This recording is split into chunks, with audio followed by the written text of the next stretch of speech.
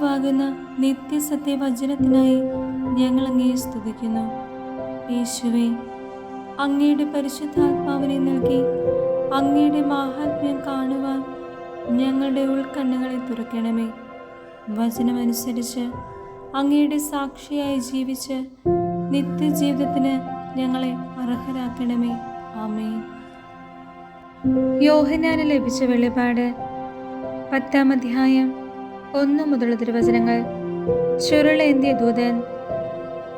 മേഘാവൃതനും ശക്തനുമായ വേറൊരു ദൂതൻ സ്വർഗത്തിൽ നിന്ന് ഇറങ്ങി വരുന്നത് ഞാൻ കണ്ടു.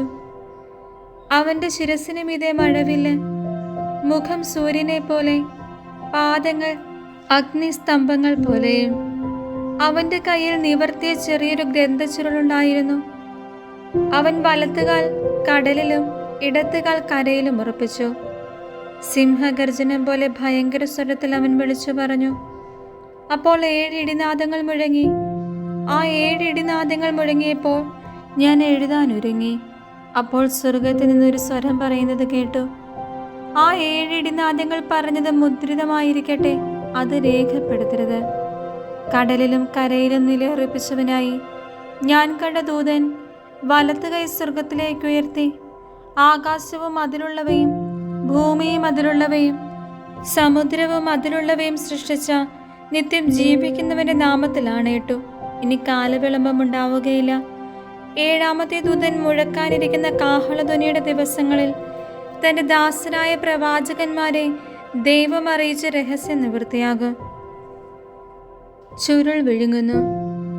സ്വർഗത്തിൽ നിന്ന് ഞാൻ കേട്ട സ്വരം വീണ്ടും എന്നോട് പറഞ്ഞു, നീ പോയി കടലിലും കരയിലും നിലയുറപ്പിച്ചിരിക്കുന്ന ദൂതന്റെ കയ്യിൽ നിന്ന് ആ നിവർത്തിയ ചുരുൾ വാങ്ങുക. ഞാൻ ദൂതന്റെ അടുത്ത് ചെന്ന് ആ ചെറിയ ചുരുൾ ചോദിച്ചു. അവൻ പറഞ്ഞു, ഇതെടുത്ത് വിഴുങ്ങുക. നിന്റെ ഉദരത്തിൽ ഇത് കയ്പായിരിക്കും, എന്നാൽ വായിൽ തേൻ പോലെ മധുരിക്കും. ഞാൻ ദൂതന്റെ കയ്യിൽ നിന്ന് ചുരുൾ വാങ്ങി വിഴുങ്ങി. അതിന്റെ വായിൽ തേൻ പോലെ മധുരിച്ചു, എന്നാൽ വിഴുങ്ങിയപ്പോൾ ഉദരത്തിൽ അത് കയ്പായി മാറി. വീണ്ടും ഞാൻ കേട്ടു, നീ ഇനിയും അനേകം ജനതകളെയും രാജ്യങ്ങളെയും ഭാഷകളെയും രാജാക്കന്മാരെയും കുറിച്ച് പ്രവചിക്കണം.